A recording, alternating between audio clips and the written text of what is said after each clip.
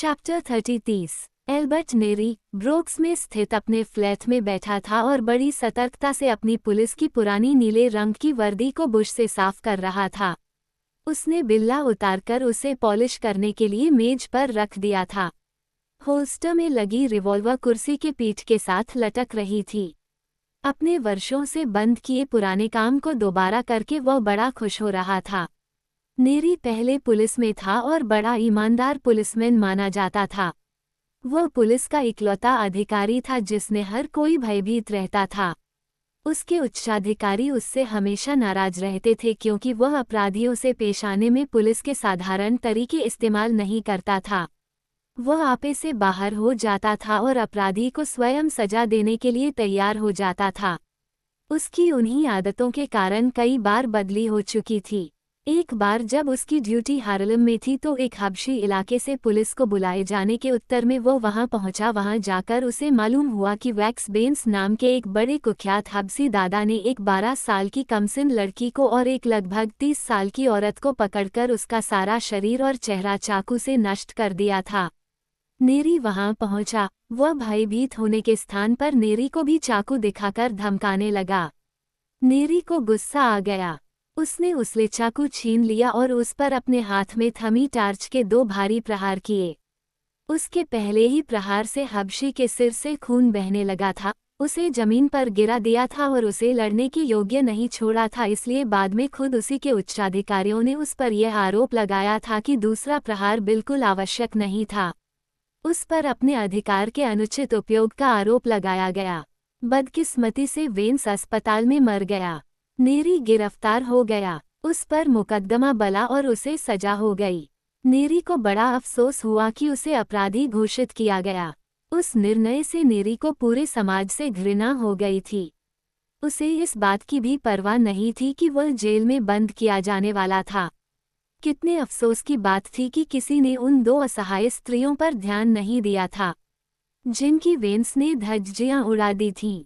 बल्कि उस जानवर से गिरेमी को नियंत्रण में करने के अपराध में सजा उसे मिल रही थी। नेरो जेल से नहीं डरता था लेकिन उसके ससुर ने यह अनुभव किया कि 1 वर्ष भी जेल में सुरक्षित नहीं रहने वाला था। या तो कोई कैदी उसे मार देगा या वह उसे मार देगी। उसने अपने दामाद के लिए कुछ करना अपना फर्ज समझा। कार्लोन परिवार से उसके अच्छे संबंध थे। उन लोगों से मिलकर उसने नेरी को मुकदमे को दोबारा सुनवाई का प्रबंध करवाया। कार्लोन परिवार को एल्बर्ट नेरी की और उसकी दुर्दांतता की प्रसिद्धि की खूब जानकारी थी।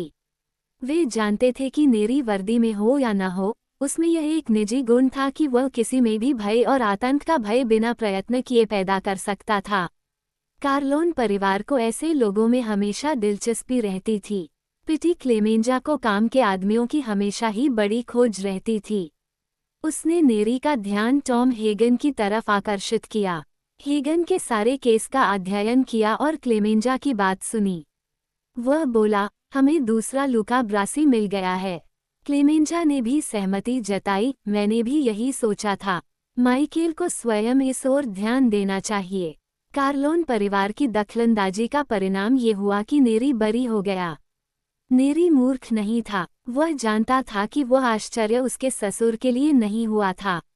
उसने अपने ससुर से सारी बातें जानो और फिर अपने शुभचिंतकों का शुक्रिया अदा करने के लिए लॉग बीच में पहुंचा।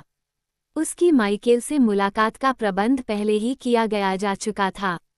माइकेल उससे लाइब्रेरी में मिला।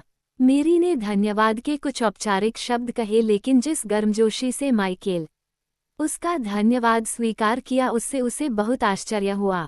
जो काम तुमने किया था, माइकेल बोला, उसके लिए तुम्हें सजा नहीं, मेडल मिलना चाहिए था। हमने तुम पर कोई एहसान नहीं किया। तुम्हारे जैसे बढ़िया आदमी के लिए कुछ करना तो हमारा कर्तव्य था। दोनों में काफी देर तक बातचीत होती रही।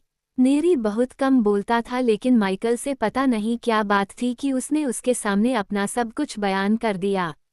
माइकल उससे केवल 5 वर्ष बड़ा था, लेकिन नेरी उससे यूं बोला जैसे वह किसी अपने पिता की आयु के आदमी से बात कर रहा हो।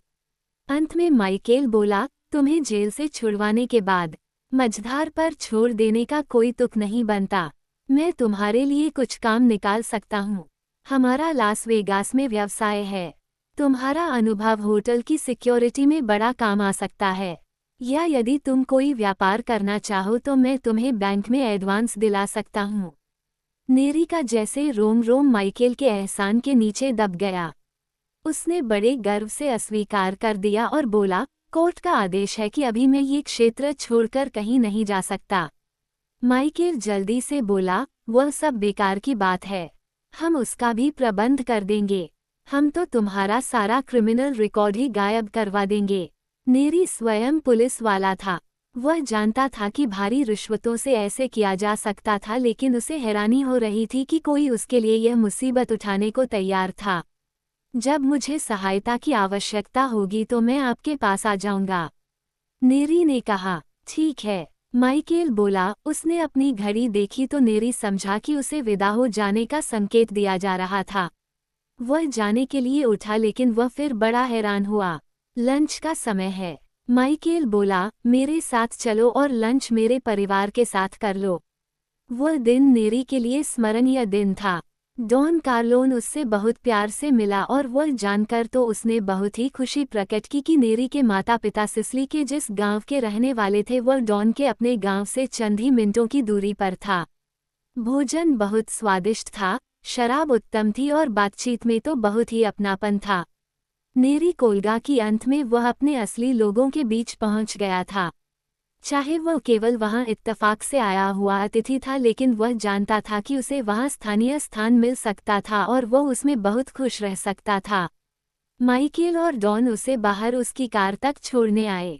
डॉन ने उससे हाथ मिलाया और कहा, तुम बहुत बढ़िया मी हो।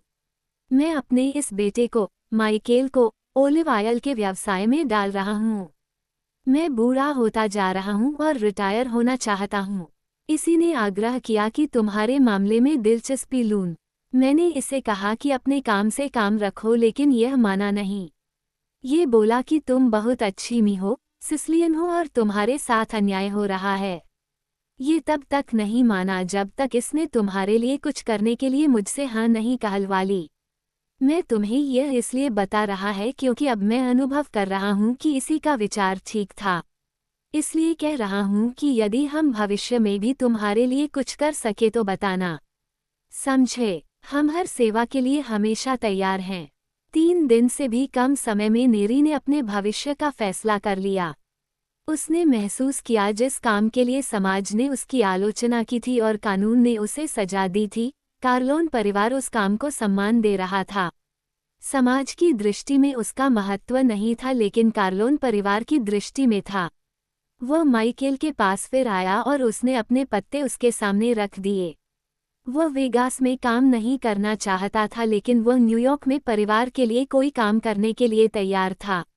माइकेल ने हाँ कह दी, लेकिन आग्रह किया कि वह पहले सैर सपाटे पर जाएगा। उसे मियामी में परिवार के खर्चे पर परिवार के होटल में भेज दिया गया तथा 1 वर्ष का वेतन एडवांस दे दिया गया ताकि वह खूब मौज मस्ती से रह सके। उस बीच नेरी ने पहली बार ऐश्वर्य का रसस्वादन किया। क्योंकि पहले ही निर्देश भेजे जा चुके थे, इसलिए होटल में उसकी बहुत आवभगत हुई। होटल के नाइट क्लब के संचालक ने उसे खूबसूरत लड़कियां तक पेश की। जब नेरी वापस न्यूयॉर्क पहुंचा तो उसकी जिंदगी का दृष्टिकोण बहुत कुछ बदल चुका था। उसे क्लेमेंजा के तोलों में रखा गया और पूरी होशियारी से जांचा गया। क्योंकि वह पहले पुलिस अधिकारी रह चुका था, इसलिए उस पर कई परीक्षण किए गए, लेकिन नेरी हर परीक्षा में पास हुआ। क्लेमेंजा उसकी प्रशंसा के पुल बांधने लगा।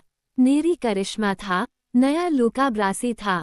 वह लूका से भी अधिक उपयोगी प्रमाणित होगा, क्लेमेंजा ने डींग हाँ की। आखिर नेरी उसकी खोज थी। फिर नेरी को यह विशेष सम्मान दिया गया कि उसको सीधे माइकेल कार्लोन के साथ जोड़ दिया गया। बाद में एक बार हेगन ने भी मजाक भरे स्वर में माइकेल को कहा, लो, तुम्हारा लूका मिल गया। माइकेल ने हाँ कहा। नेरी अब उसकी मृत्यु तक उसका आदमी था। ये निपुणता उसने डॉन से सीखी थी। जब वह अपने पिता से प्रशिक्षण प्राप्त कर रहा था तो उससे एक बार पूछा था, आपने लूका ब्रासी जैसे जानवर को कैसे उपयोग किया? डॉन ने बताया, इस दुनिया में कुछ लोग ऐसे होते हैं जो मौत को निमंत्रण देते हैं, और ऐसे आदमी की आत्महत्या जैसी इच्छा पूरी करने के लिए कोई न कोई मिल ही जाता है। लेकिन ऐसे लोग दूसरों को भी नुकसान पहुंचाते हैं। लूका ब्रासी ऐसा ही आदमी था, ऐसा असाधारण आदमी जिसे काफी समय तक कोई न मार सका। अक्सर ऐसे लोग हमारे किसी काम के नहीं होते, लेकिन ब्रासी हम सबके लिए एक शक्तिशाली शस्त्र था।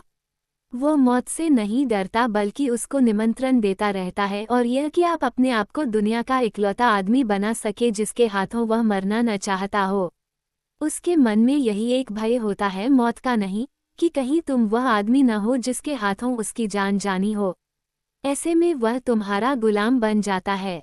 उसकी मृत्यु से पहले डॉन से उसने ये सबसे महत्वपूर्ण सबक सीखा था, और इस सबक को माइकेल ने नेरी को लूका ब्रासी बनाने में उपयोग किया। और अब आखिरकार अपने ब्रोक्स के फ्लैट में अकेला एल्बर्ट नेरी अपने पुलिस की वर्दी फिर पहनने जा रहा था। उसने होशियारी से उसे बुश से साफ किया। फिर उसने होल्स्टर को पॉलिश करना था, टोपी को झाड़ना था और ते फिर पॉलिश करने थे। नेरी मन लगाकर काम कर रहा था। दुनिया में उसे अपन उगम मिल गई थी। माइकेल कार्लोन ने उस पर पूरा विश्वास लिया था, और आज वो उस विश्वास की इज्जत रखने वाला था।